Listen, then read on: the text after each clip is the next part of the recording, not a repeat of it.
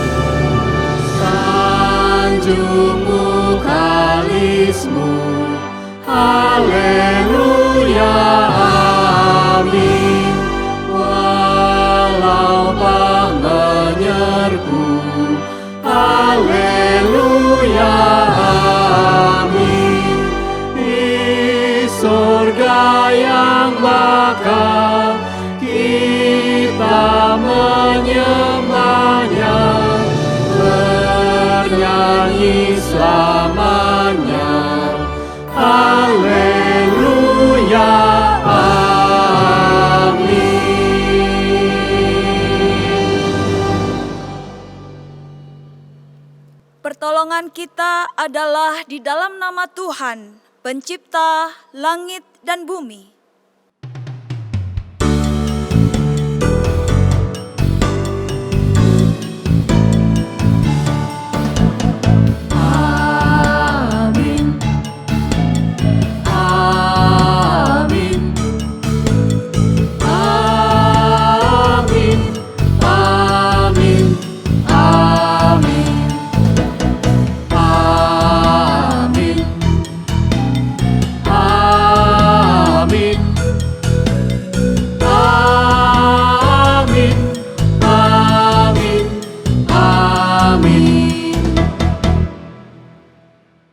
Kasih, karunia, dan damai sejahtera dari Allah Bapa kita dan dari Tuhan kita Yesus Kristus beserta saudara. Dan beserta saudara juga. Jemaat yang terkasih, minggu ini kita memasuki ibadah dalam rangka Pekan Pendidikan Kristen dengan tema Ayo, Peduli Dunia Pendidikan Kristen. Sebuah tema yang mengajak kita semua setiap warga gereja untuk memiliki kepedulian terhadap dunia pendidikan Kristen sebagai pilar kemajuan bangsa dan agen transformasi sosial.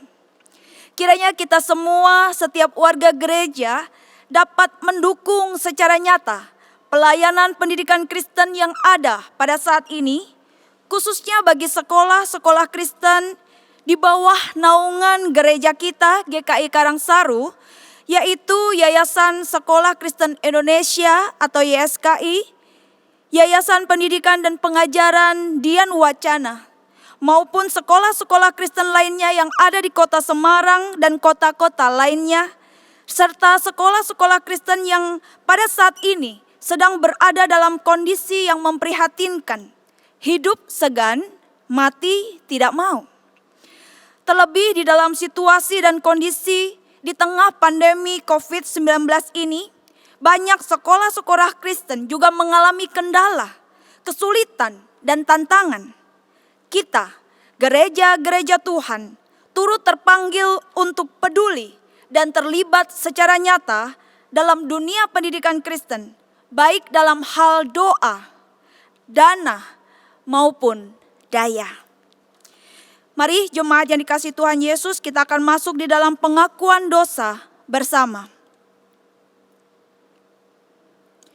Bapa Surgawi, dalam rangka Pekan Pendidikan Kristen ini, kami kembali diingatkan akan tanggung jawab gereja-gereja Tuhan untuk turut peduli dan terlibat secara nyata dalam dunia pendidikan Kristen.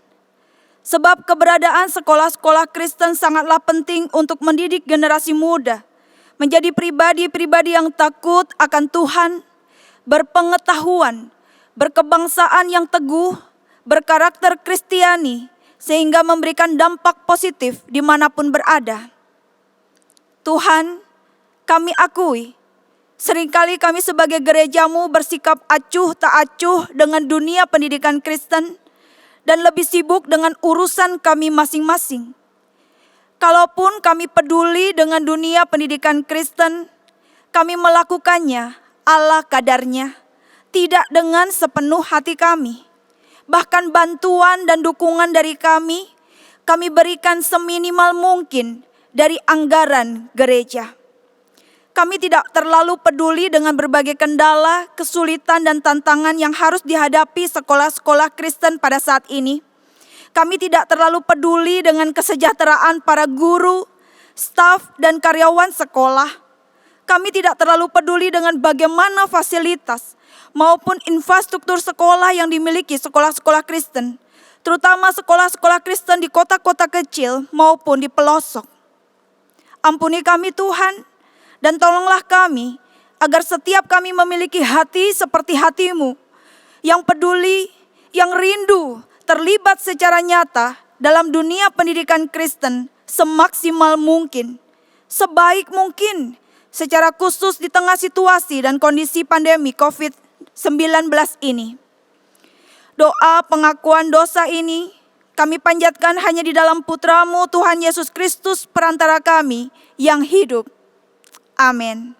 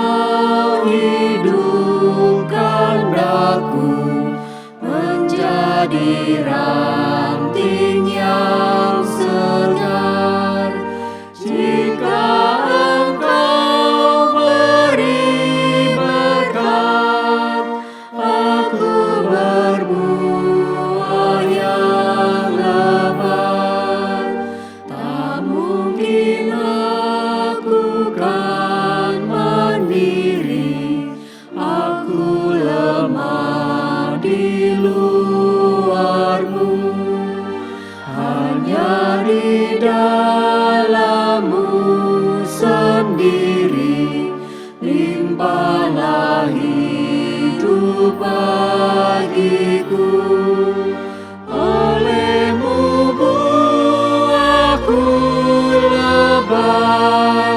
yang tak berbuah di karang.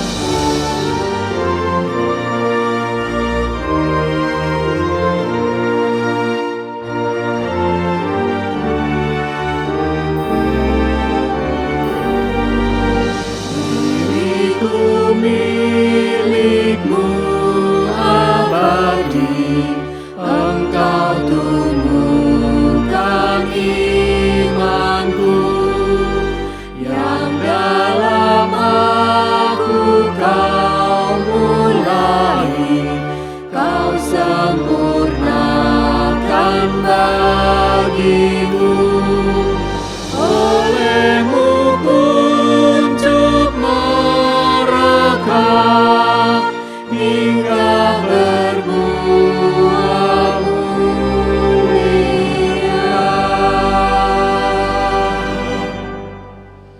Bagi kita yang telah mengaku di hadapan Tuhan, Ia memberikan anugerah pengampunannya seperti yang tertulis dalam 1 Korintus pasal yang pertama ayat 30. Tetapi oleh Dia kamu berada dalam Kristus Yesus, yang oleh Allah telah menjadi hikmat bagi kita. Ia membenarkan dan menguduskan dan menebus kita. Demikianlah berita anugerah dari Tuhan. Syukur kepada Allah, Damai Tuhan beserta kita. sekarang dan selamanya.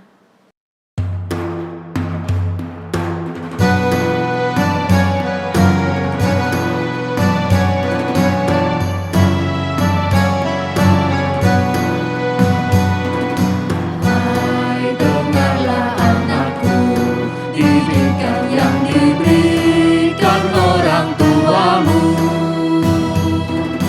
Karena panjang umurmu serta sejahtera ditambahkan padamu. Janganlah kiranya kasih dan setia serta kebajikan meninggalkanmu. Tuliskanlah itu dalam hatimu, serta kalungkan itu pada lehermu. Hai, dengarlah anakku, didikan yang diberikan orang tuamu. Karena panjang umurmu serta sejahtera ditambahkan padamu.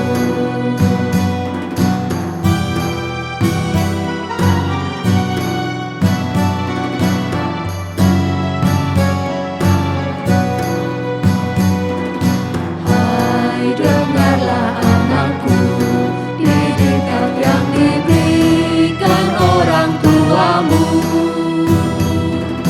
Karena panjang umurmu serta sejahtera ditambahkan padamu. Percayalah pada Tuhanmu dan jangan kau bersandar pada pengertianmu. Dan akui Dia dalam lakumu, maka jalanmu akan diluruskannya. Hai, dengarlah anakku, didikan yang diberikan orang tuamu. Karena panjang umurmu serta sejahtera ditambahkan padamu. Selamat hari Minggu Bapak, Ibu, dan Saudara sekalian. Hari ini kita sudah melewati perjalanan panjang sekolah-sekolah Kristen yang dipercayakan Tuhan kepada kita sebagai gereja. Ada YSKI, Dian Wacana, bahkan juga dalam relasi kita sebagai gereja secara luas dengan berbagai macam sekolah Kristen lain di kota Semarang ini. Sampai sejauh apa kita sebagai gereja telah mendukung pelayanan sekolah-sekolah Kristen ini? Pasti beberapa orang di antara kita telah menjadi pengurus, pengawas, atau bahkan pembina yayasan. Ada juga yang telah berkomitmen mendukung lewat dana sebagai donatur tetap atau donatur tidak tetap dari sekolah-sekolah di bawah naungan GKI Karangsaru. Jadi buat apa lagi kita sekarang merenungkan tema kepedulian gereja terhadap pendidikan Kristen melalui sekolah-sekolah. Saudara, selama perenungan ini kita akan memanaskan kembali roh penyelamatan bagi generasi yang akan datang di tengah-tengah angkatan yang bengkok hatinya ini, yang pernah diresahkan oleh Rasul Paulus bersama dengan jemaat di Filipi. Saudara bisa ngecek nanti di Filipi pasal 2 ayat 15. Jadi sebenarnya tema ini menunjukkan adanya pekerjaan besar yang tidak mungkin dikerjakan hanya oleh segelintir orang, apalagi hanya sekedar perwakilan. Sekolah adalah pelayanan holistik. Saudara, Dr. Howard Hendricks, Professor of Christian Education dari Dallas Theological Seminary, pernah mengatakan, pendidikan Kristen adalah perintah, bukan pilihan. Bukan satu kemewahan, tapi kehidupan. Bukan yang baik untuk dimiliki, tetapi sesuatu yang penting untuk dipunyai. Bukan satu bagian dari pekerjaan gereja, tapi adalah pekerjaan gereja. Jadi bicara tentang sekolah Kristen sesungguhnya adalah bicara tentang gereja. Tidak berlebihan dan tidak keliru jika kita bisa menyimpulkan bahwa sekolah adalah gereja sebagaimana tubuh Kristus, dan sebaliknya gereja adalah sekolahnya setiap insan yang dimuridkan. Oleh karena itu mari kita siapkan diri untuk merenungkan visi pendidikan Kristen ini dan meraciknya menjadi kebulatan hati kita untuk mewujudkannya melalui berbagai macam kesempatan.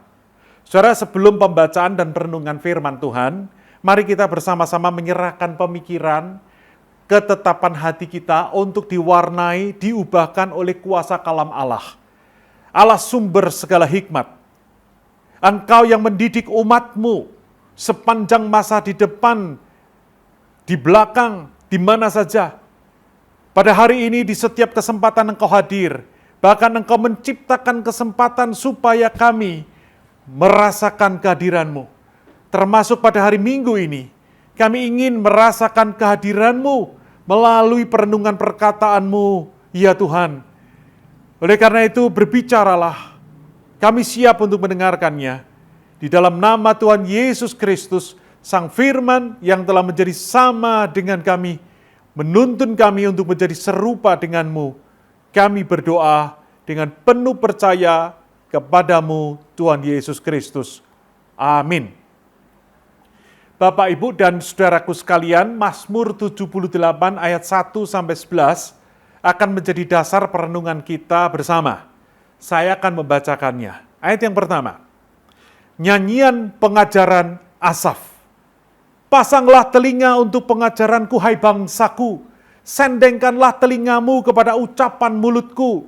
Aku mau membuka mulut, mengatakan amsal. Aku mau mengucapkan teka-teki dari zaman purbakala. Yang telah kami dengar dan yang kami ketahui dan yang diceritakan kepada kami oleh nenek moyang kami.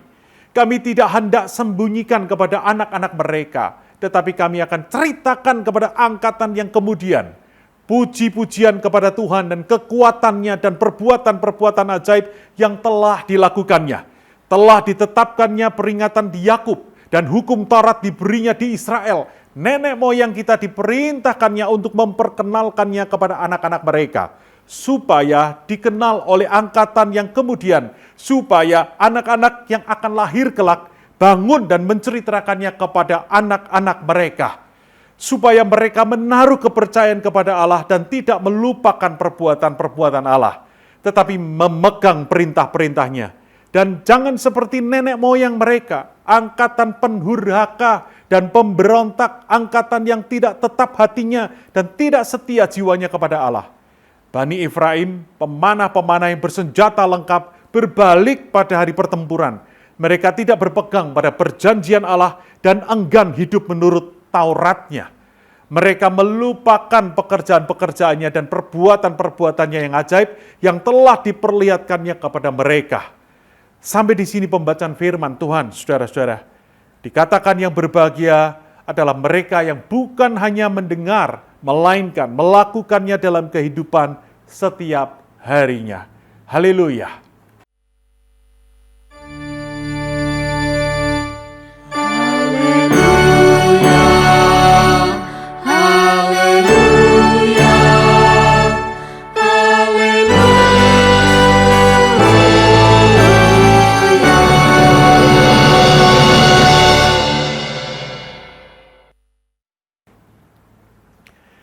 Saudara-saudara, saya pernah ditanya oleh seorang anak, sebut saja namanya Karen. Karen bertanya begini, "Halo Opa Budi, sorga itu ada di mana? Di langit ya? Kan kalau naik terus tembus, terus kemana?" Lalu pertanyaan berikutnya, "Tuhan kan satu, kok ada di mana-mana?" Lalu belakangan ini dia tanya lagi yang lain, "Opa, kok Tuhan?" Nah dia agak bingung, Tuhan atau manusia. "Opa, kok Tuhan ciptain corona?" Saudara-saudara, dua pertanyaan pertama dari gadis cilik umur 9 tahun ini beririsan dengan kekekalan yang hanya bisa diraih dari Allah. Lalu pertanyaan yang ketiga tadi berurusan dengan soal asal mula hikmat dan dosa. Saya menjelaskan begini, Tuhan menciptakan manusia sekaligus dengan hikmat, kepandaian, pengetahuan yang diberikan kepada manusia untuk dipergunakan berkarya secara bebas. Tapi karena dosa yang ada pada manusia, maka kebanyakan manusia memilih karya yang tidak baik. Nah beruntung Karen bertumbuh di tengah keluarga yang dicintai Tuhan dan terus berjuang belajar mengasihi Allah. Tapi berbeda dengan kisah seorang anak perempuan umur 8 tahun yang naas, ditemukan kuburannya tanggal 12 September tahun ini. Tanggal 26 Agustus adalah hari terakhir dia ada di bumi. Ia dicubit, dihajar kepalanya dengan tongkat kayu, ditendang hingga sesak napas. Menurut pengakuannya di depan polisi, LH umur 26 tahun, ibunya dari gadis 8 tahun yang naas ini, dengan kesal dia menggambarkan putrinya yang tidak mau menuruti arahannya seperti kembarannya pada waktu mereka sedang belajar online. Tragis bukan? Saudara, sekarang kita bisa memaklumi mengapa Allah mendidik umatnya dengan sangat serius. Pelajaran hidup di Mesir bisa jadi menarik kembali niat untuk meninggalkan perbudakan menuju tanah kemerdekaan. Sudah terbukti terjadi komplain umat kepada Musa. Waktu itu baru 45 hari meninggalkan tanah perbudakan. Mereka merasa lebih baik mati di Mesir. Itulah sebabnya sejak keluar dari Mesir, Allah langsung membelokkan arah dengan mempertimbangkan prediksi motif hati mereka. Jadilah Allah membangun sekolah raksasa di padang gurun, sekaligus dengan asramanya.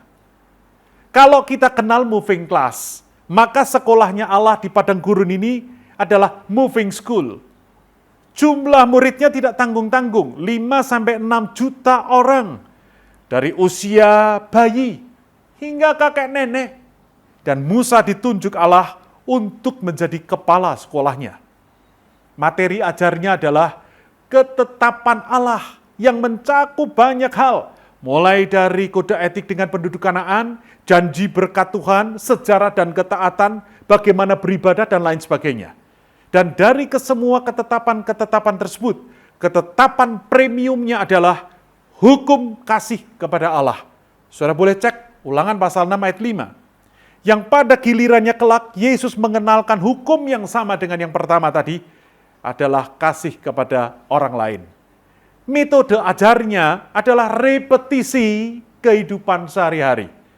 Saudara juga bisa cek keseluruhan dari pasal 6 dari kitab Ulangan. Jadi saudara, homeschooling secara alamiah sudah ada sejak sekolah padang gurun ini. Kalau di zaman sekarang Ulangan pasal 6 bisa dijadikan dengan kalimat seperti ini.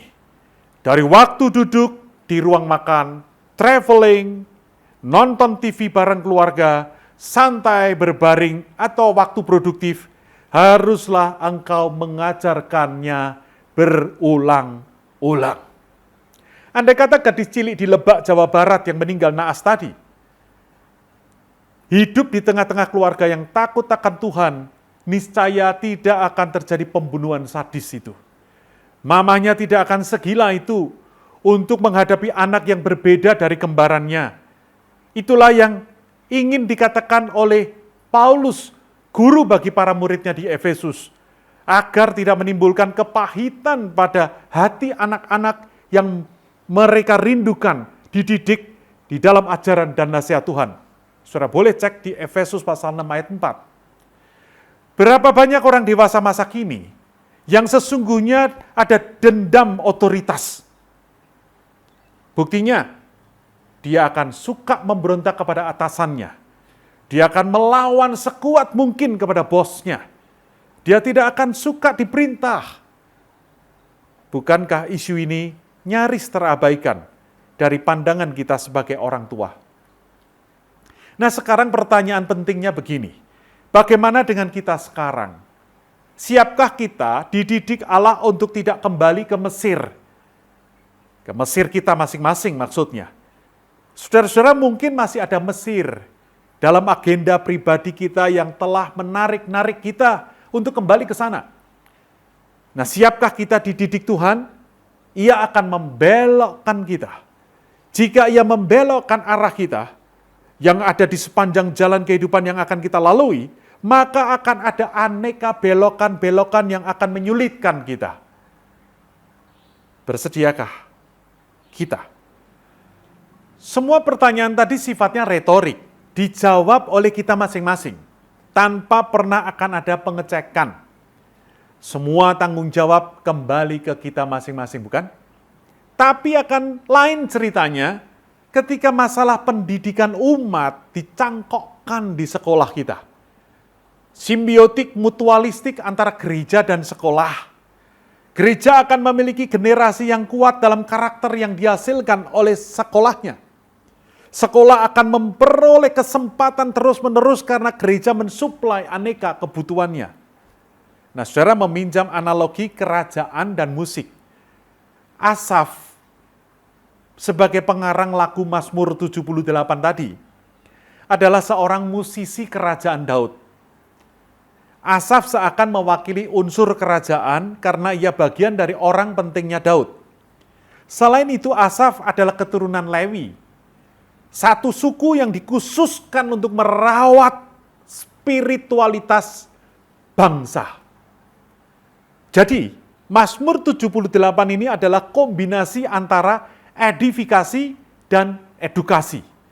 Edifikasi yaitu upaya membangunkan moralitas, spiritualitas, intelektualitas, sedangkan edukasi adalah proses menerapkan pengetahuan, keterampilan, dan penilaian. Jadi Mazmur 78 seakan-akan menyajikan edifikasi dan edukasi yang lengkap. Kalau edifikasi bisa dikatakan ranahnya gereja, maka edukasi adalah areanya sekolah. Asaf berada di antara keduanya, antara edifikasi gereja dan edukasi sekolah. Katakanlah kita sekarang menempati posisi Asaf. Asaf ngapain? Yang pertama, Asaf membuka mulut, dia dikatakannya di sana. Tidak tinggal diam, tidak tutup mulut. Tapi bukan sembarang buka mulut. Bukan mulut kotor yang dia buka, bukan. Tapi Amsal. Tidak terlalu jauh untuk mengatakan bahwa Amsal pasal 6 ayat 23 ada di balik semuanya ini. Jika perintah adalah pelita, ajaran adalah cahayanya. Membuat terang apa yang tadinya gelap. Itulah frasa pertama dari Amsal 6 ayat 23. Orang sering membenci teguran karena menolak sakitnya. Memang macam teguran itu ada yang tidak mendidik.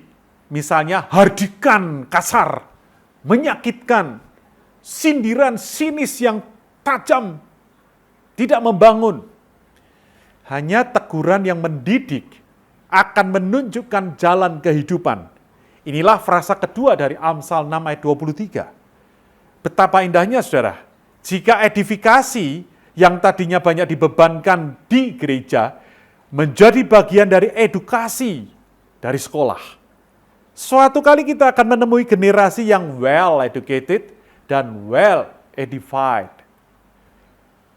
Yang kedua, apa yang dilakukan oleh Asaf? Bukan hanya Asaf membuka mulut, tetapi Asaf membuka rahasia. Ia tidak menyembunyikan kebaikan Tuhan kepada orang lain. Berganti generasi, berganti informasi. Tanpa legasi yang memadai, niscaya Tuhan hanya memori. Motif inilah yang Tuhan tanamkan dalam hati Asaf.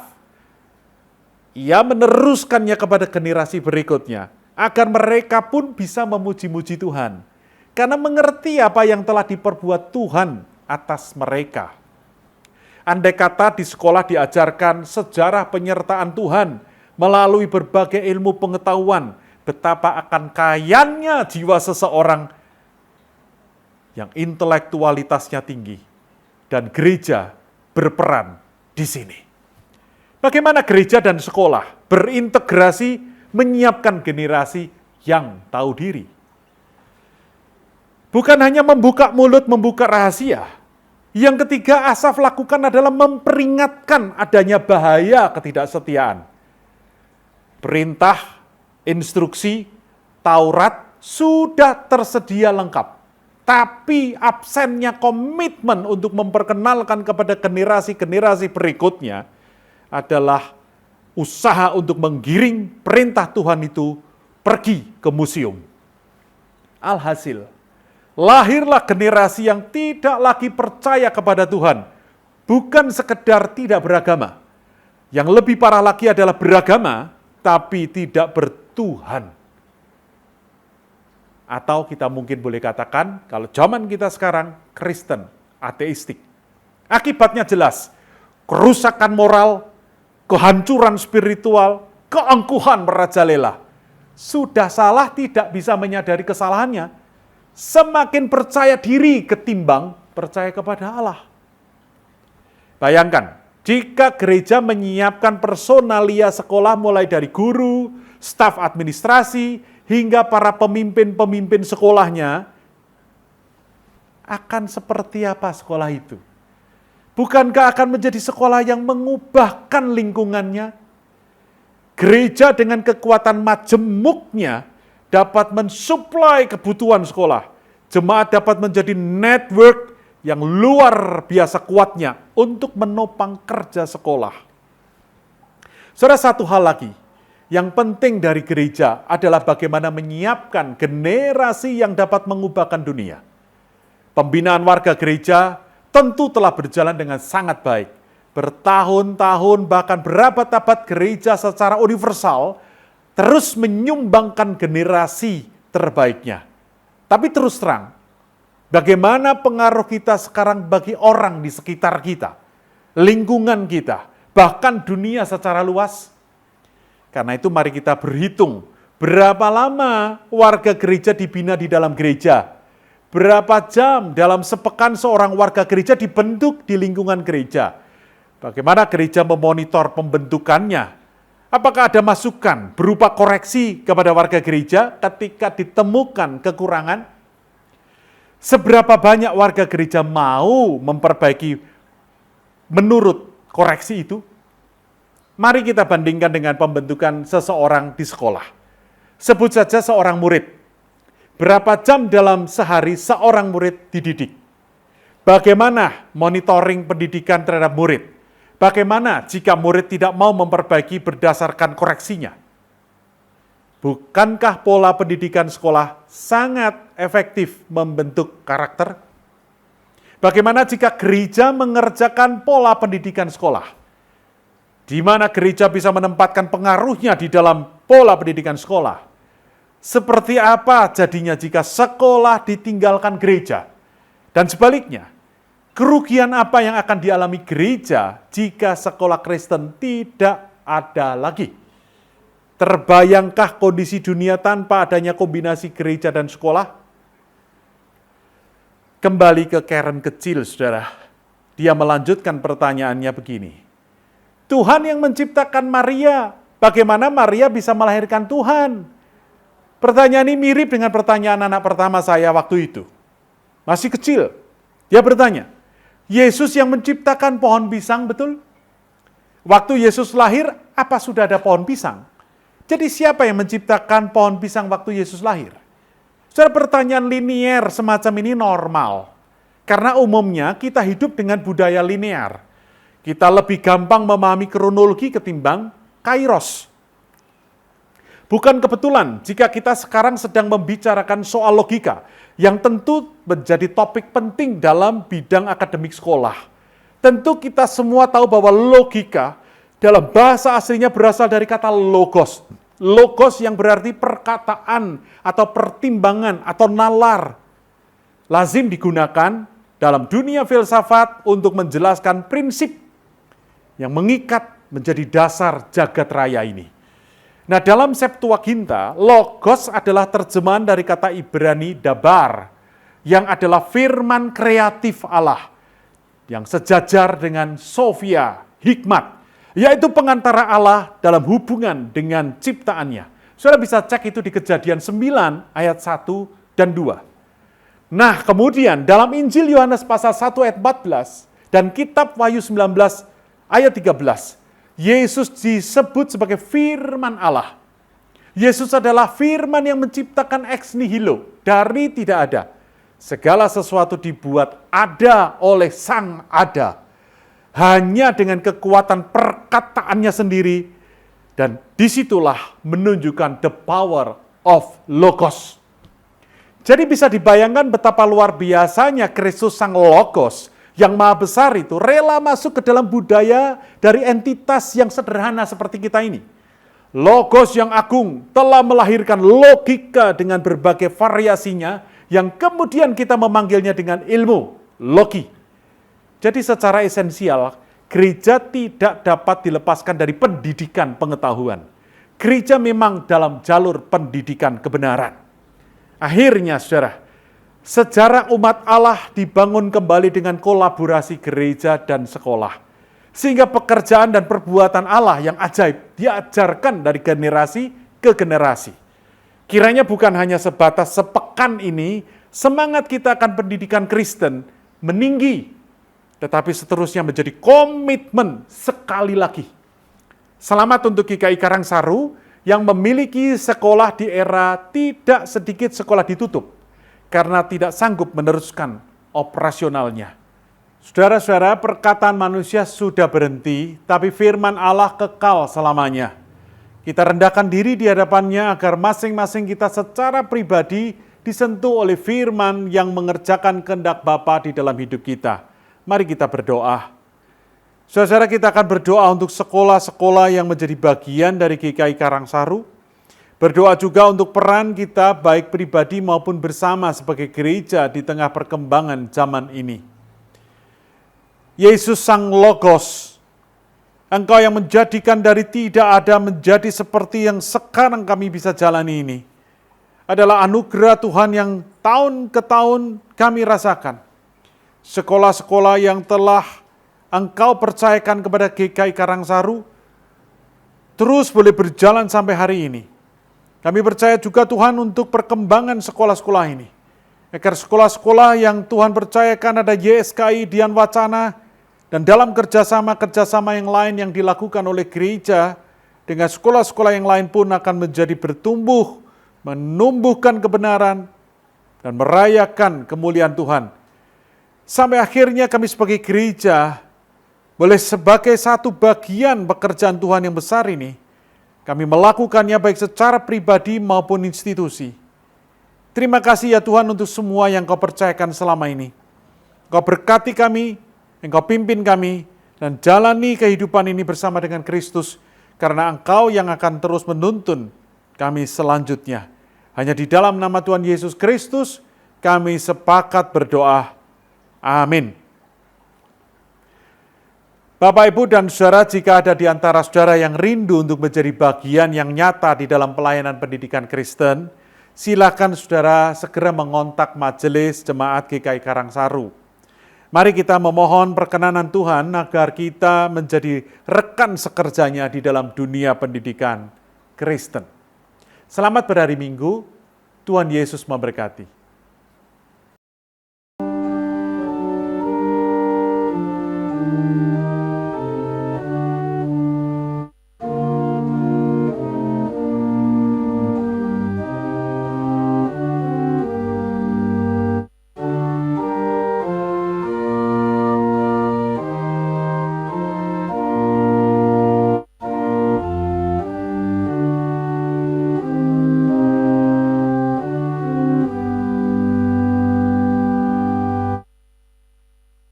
Jemaat Tuhan, marilah kita ungkapkan pengakuan iman kita dengan mengucapkan pengakuan iman rasuli yang berbunyi demikian. Aku percaya pada Allah, Bapa yang Maha Kuasa, Khalik langit dan bumi, dan kepada Yesus Kristus, anak yang tunggal Tuhan kita, yang dikandung dari Roh Kudus, lahir dari anak darah Maria, yang menderita sengsara di bawah pemerintahan Pontius Pilatus, disalibkan, mati dan kuburkan, turun dalam kerajaan maut. Pada hari yang ketiga, bangkit pula dari antara orang mati, naik ke surga, duduk di sebelah kanan Allah, Bapa yang Maha Kuasa. Dan dari sana ia akan datang untuk menghakimi orang yang hidup dan yang mati. Aku percaya pada Roh Kudus, gereja yang kudus dan persekutuan orang kudus, pengampunan dosa, kebangkitan orang mati, dan hidup yang kekal. Amin.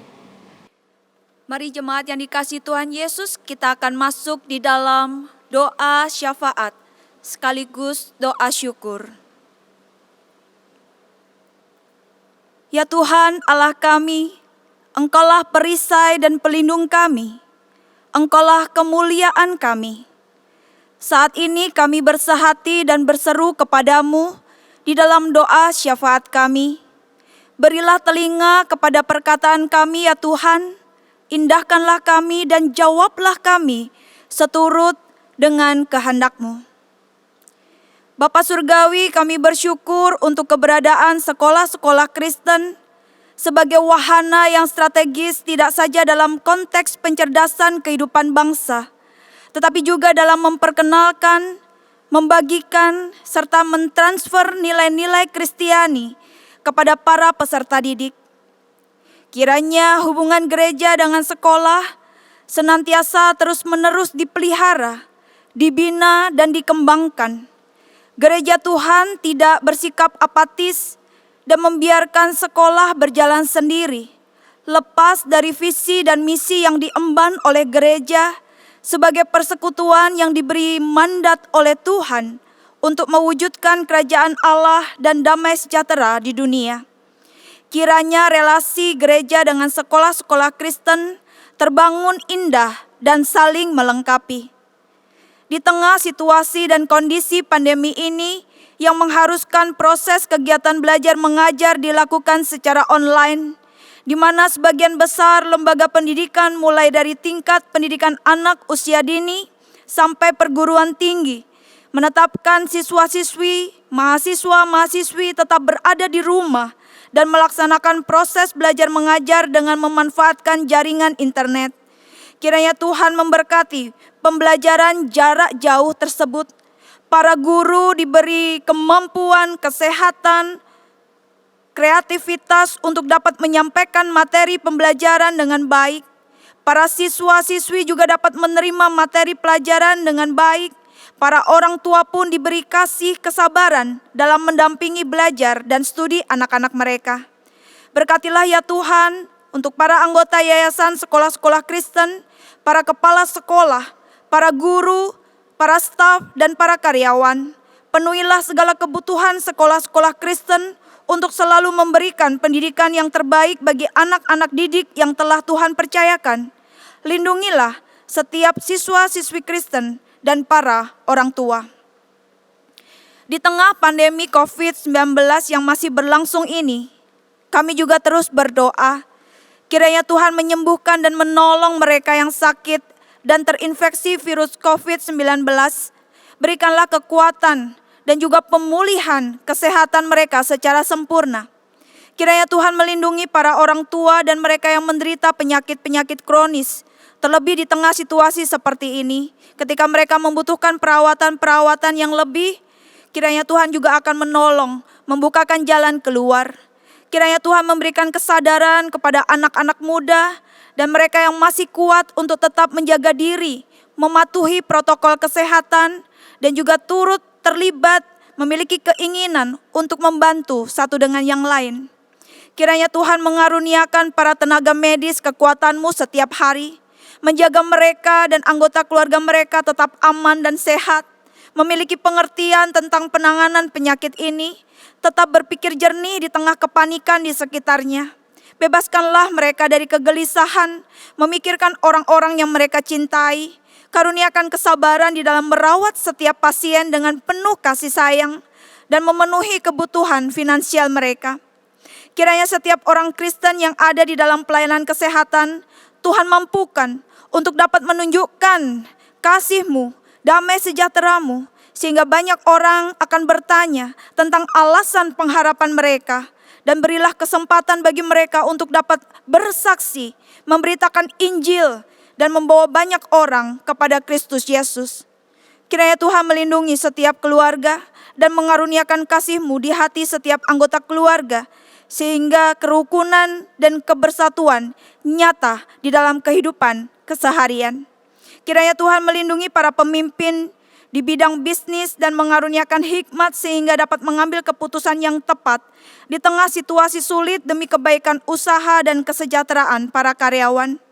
Kiranya Tuhan memberkati gereja-gereja Tuhan, baik para pemimpin maupun jemaat, menolong para pemimpin gereja untuk tetap dapat menggembalakan jemaat-Mu dengan tepat, menguatkan setiap anggota jemaat untuk tetap setia kepada Tuhan apapun yang terjadi, tetap setia berdoa, beribadah, hidup memberi, mencintai, melayani, dan memberitakan Injil agar nama Yesus Kristus dipermuliakan. Kiranya Tuhan pun memberkati pemerintah daerah dan pemerintah pusat dalam mengatasi pandemi ini, serta segala persoalan-persoalan bangsa lainnya. Karuniakanlah hikmat dan hati yang takut akan Engkau kepada mereka. Biarlah para pemimpin bangsa kami selalu hidup mengandalkan-Mu ya Tuhan. Dan biarlah kemuliaan-Mu nyata atas bangsa dan negara kami. Ucapan syukur pun kami panjatkan kepada-Mu ya Tuhan. Oleh karena kasih setia dan kemurahan-Mu selalu Engkau karuniakan kepada kami. Hingga hari ini kami masih diberi sehat, kuat, serta tetap dapat berkarya di dalam keseharian kami. Kami rindu Tuhan mempersembahkan segala persembahan syukur kami kepada-Mu dan kiranya Engkau berkenan menerimanya. Seluruh doa syafaat ini kami panjatkan hanya di dalam Putra-Mu yang tunggal, Tuhan Yesus Kristus yang telah mengajar kami berdoa. Demikian.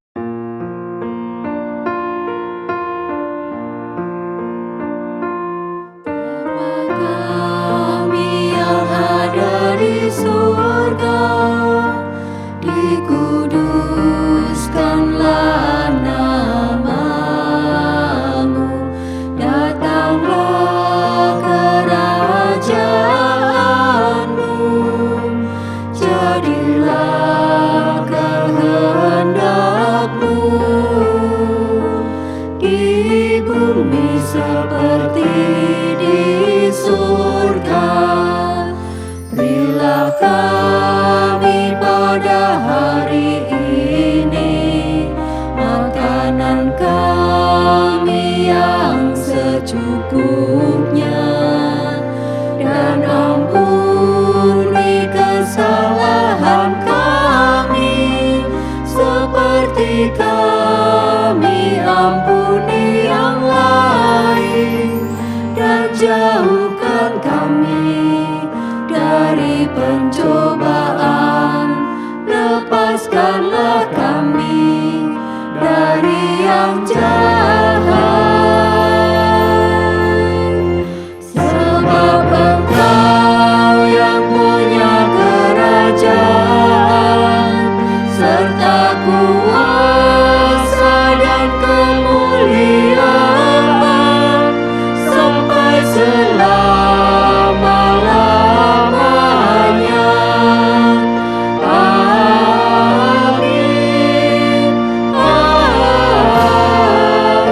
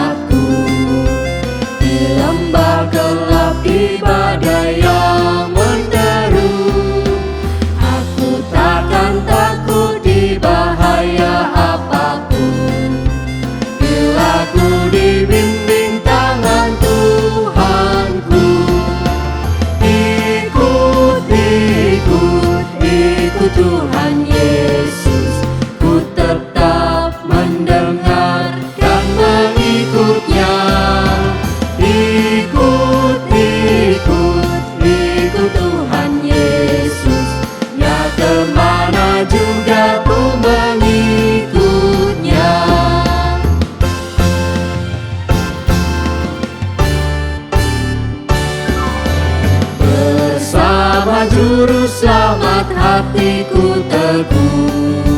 Di lembah dan bukit yang perlu ku tempuh, Tuhanku membimbing aku pada jalannya yang menuju rumah Allah yang bakal. Ikut Tuhan Yesus, ku tetap mendengar dan mengikutnya. Ikut Tuhan Yesus, biar kemana juga ku mengikutnya.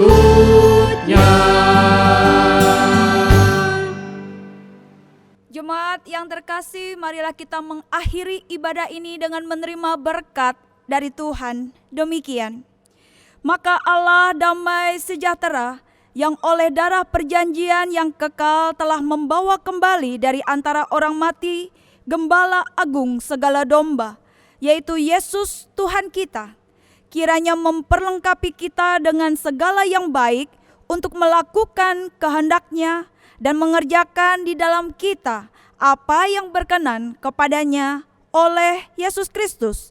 Bagi Dialah kemuliaan sampai selama-lamanya. Amin.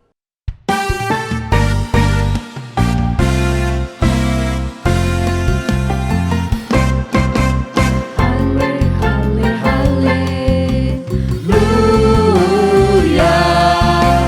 Hale, hale,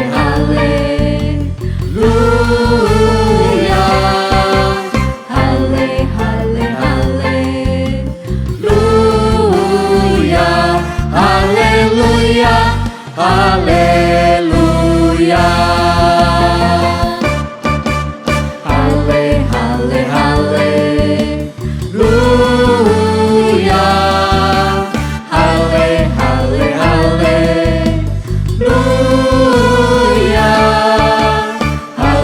hale, haleluya. Haleluya. Haleluya.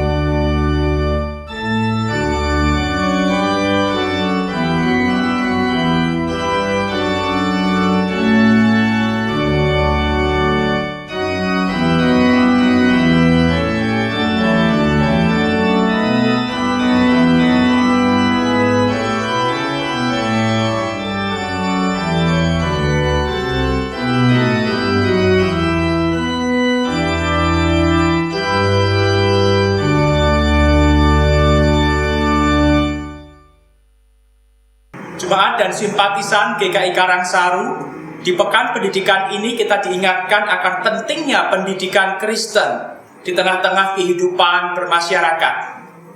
GKI Karangsaru terus mendukung pendidikan Kristen di Kota Semarang. Hal ini diwujudkan dengan dukungan terhadap 2 sekolah Kristen yang ada di Kota Semarang, yaitu Yayasan Sekolah Kristen Indonesia atau YSKI, dan juga Yayasan Pendidikan dan Pengajaran Kristen Dian Wacana atau Sekolah Dian Wacana.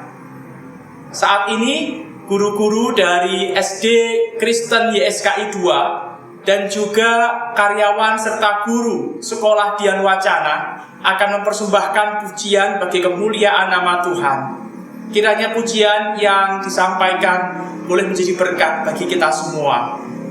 Tuhan memberkati.